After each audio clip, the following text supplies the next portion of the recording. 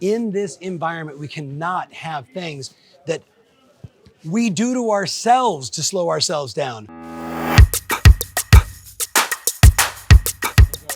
So what do we know? The streets are paved with gold. Everything is on your side for you to go out and be successful. And yet, myself included, we've all got this story, this excuse, this thing that we're like holding on to. Call it a confirmation bias. Maybe it's something you don't even have awareness around. This is what I want you to get. Something in you, and you know what it is. You know what it is right now. It's stopping you from being your best, going out and doing what you know you can do. If you know what it is, and you're like, oh, it's not, no, it couldn't be that one. That's the one you gotta let go of.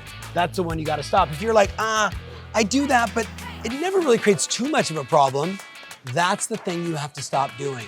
In this environment, we cannot have things that we do to ourselves to slow ourselves down. We've got to focus, we gotta work hard, we gotta serve a lot of customers, we gotta make sure that we are doing everything in our power to be successful. This is the time.